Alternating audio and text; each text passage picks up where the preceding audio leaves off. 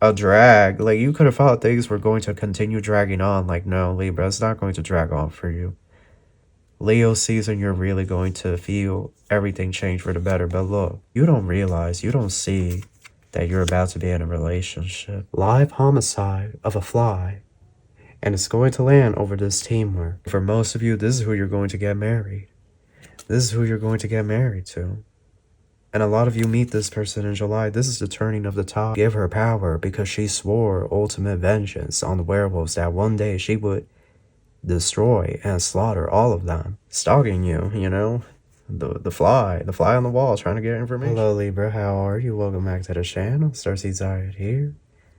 If you're new, make sure to subscribe and join the Soul Tribe. We have a read for you guys, okay? This is whatever comes up. It is a general read. Take what resonates, leave what doesn't behind. Crosswatchers, you are welcome. This message is also timeless. I want to thank everyone for all the support. And with all that out of the way, we're going to get started.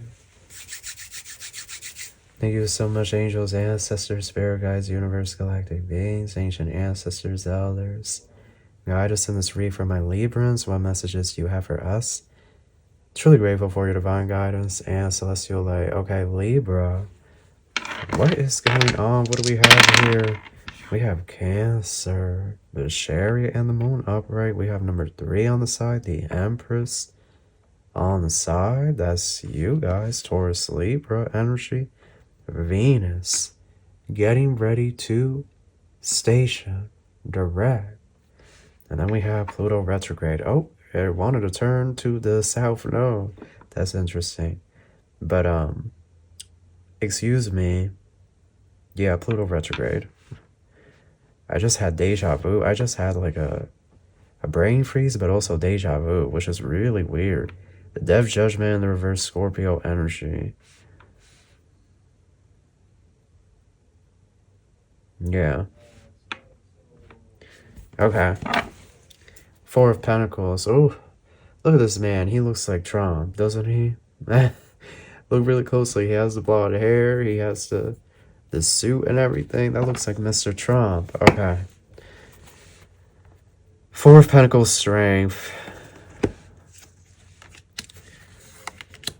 The Sun and the 10 of Cups. That's interesting. Strong Leo energy. Very strong.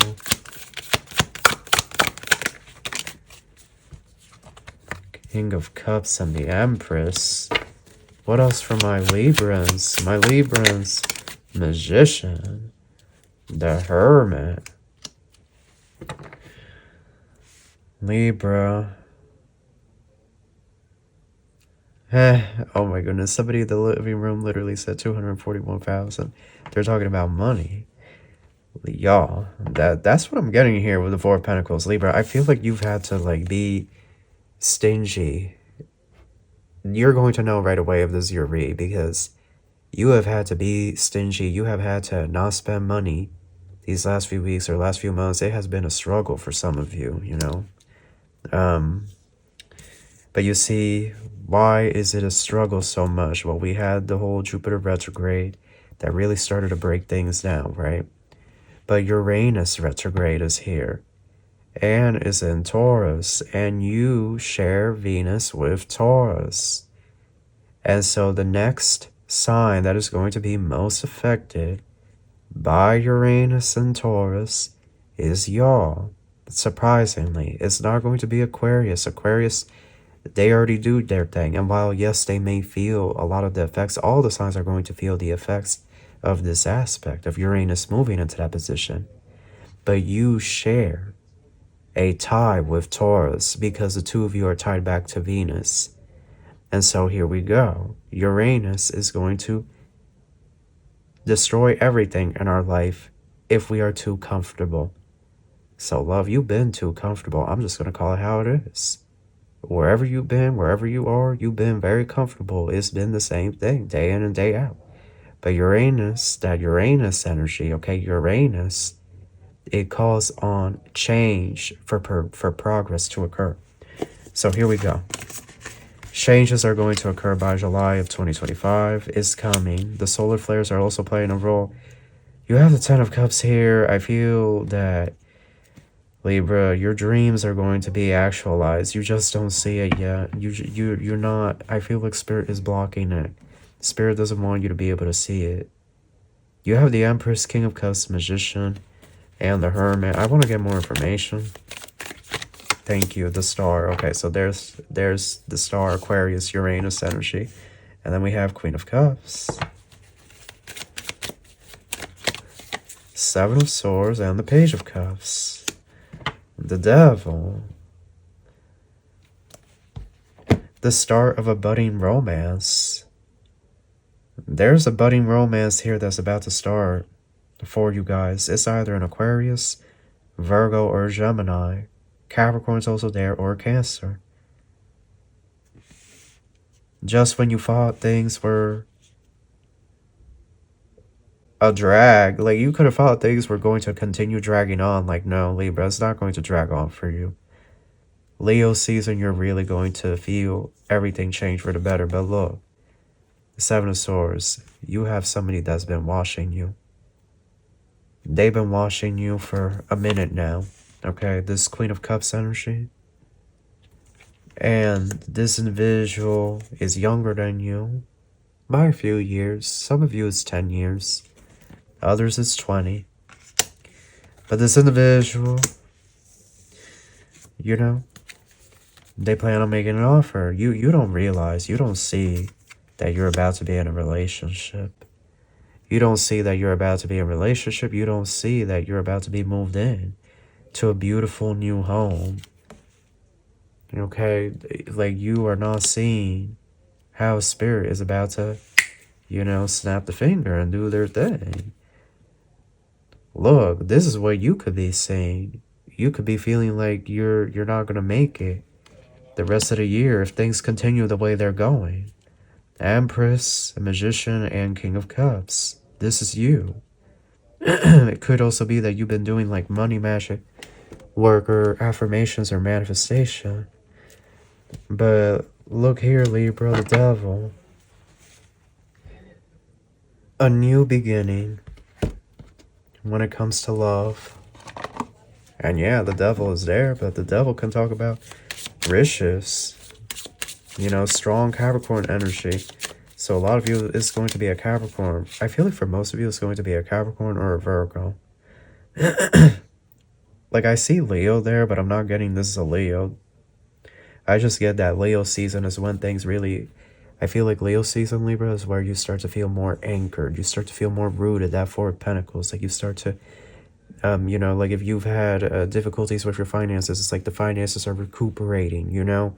You know what I'm trying to say? Like the money is finally stabilizing itself. The root chakra, the foundation, right? The feng shui is working. The affirmations, the spell work, the prayers, you know, whatever you've been doing to call in your money. Yep, Four of Ariel, that's the Four of Pentacles, over the Four of Pentacles.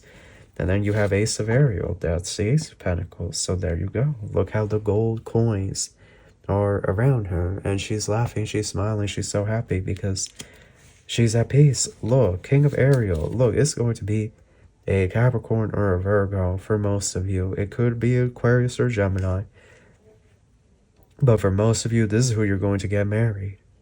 This is who you're going to get married to.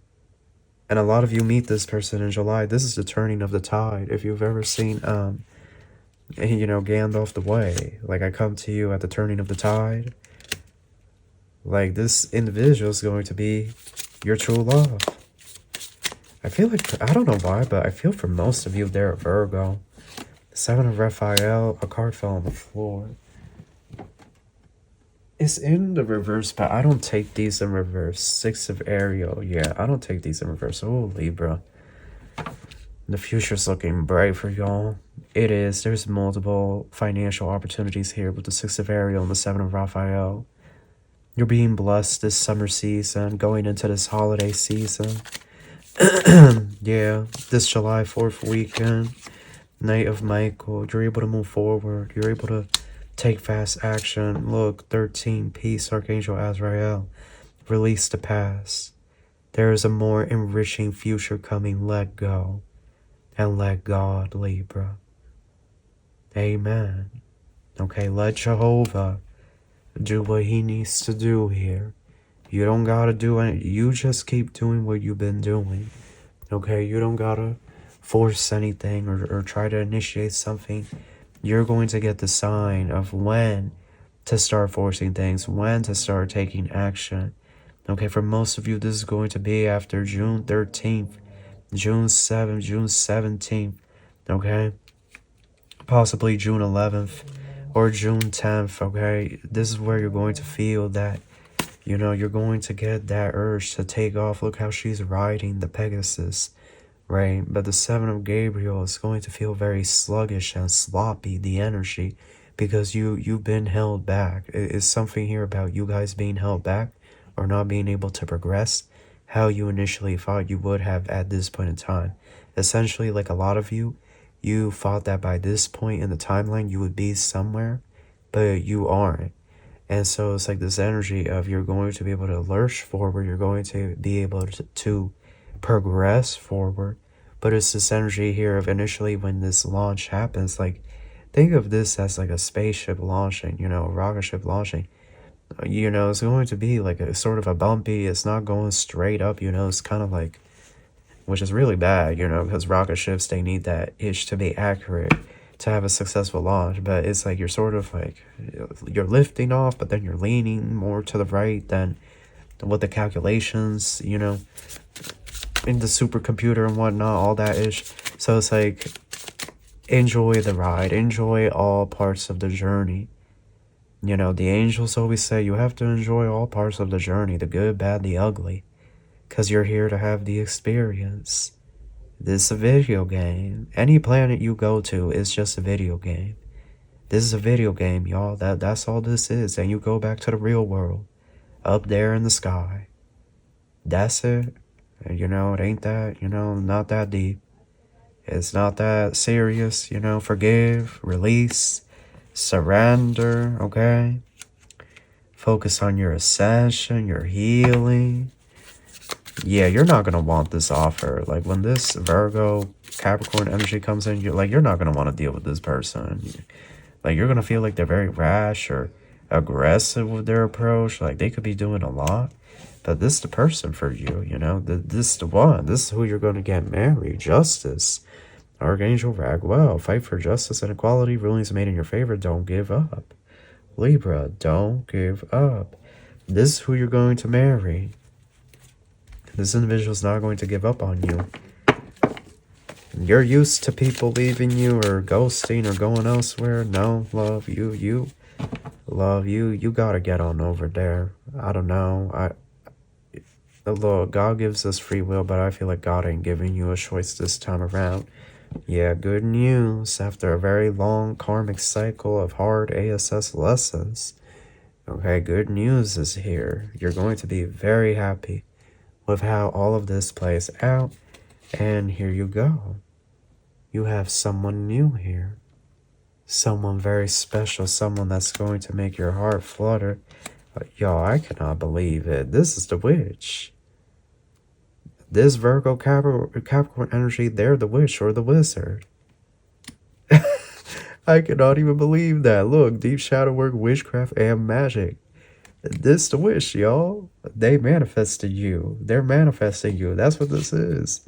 Yeah, fragmented. Because this Capricorn, Virgo, Aquarius, Gemini energy, they want true love. They want love. Like, that's what the... Look, somebody's yawning in the other room. Like, this individual's bored. This individual's bored. They want true love. They're tired of waiting. They want to get married. Look, I cannot make it up. I cannot make it up, y'all. Contracts and marriage, I'm telling y'all. And God wants y'all to get married. Look at this. Look.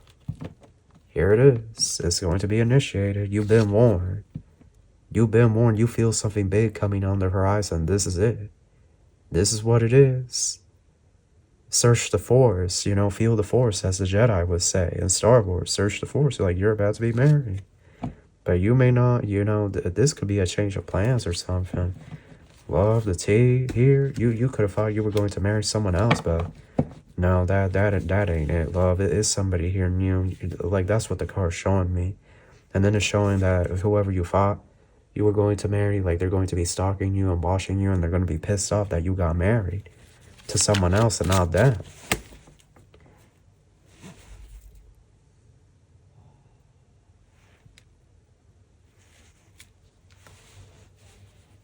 You see that? Live homicide of a fly. And it's going to land over this teamwork. You see, flies, they're sent by different entities to spy on us. Y'all remember Teen Wolf? Jennifer, the Jezebel? And she could shapeshift her form. You know, if you've never seen Teen Wolf, spoiler alert.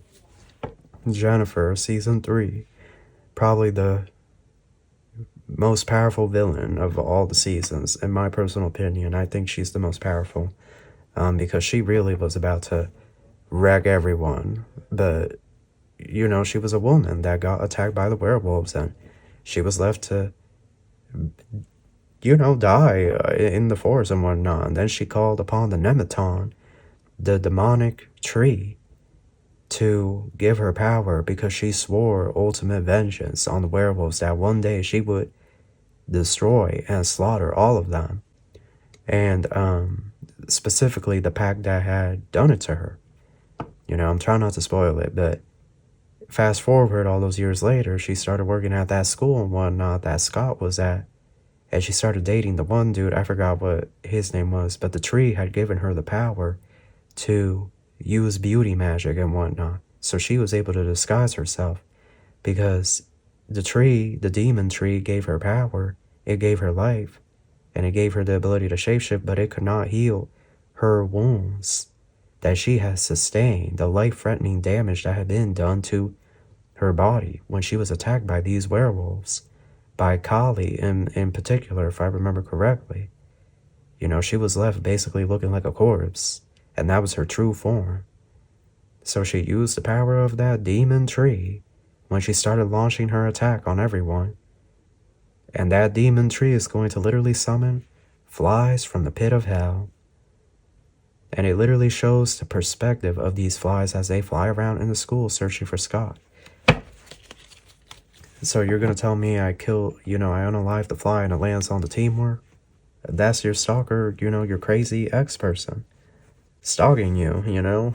The fly on the wall trying to get information.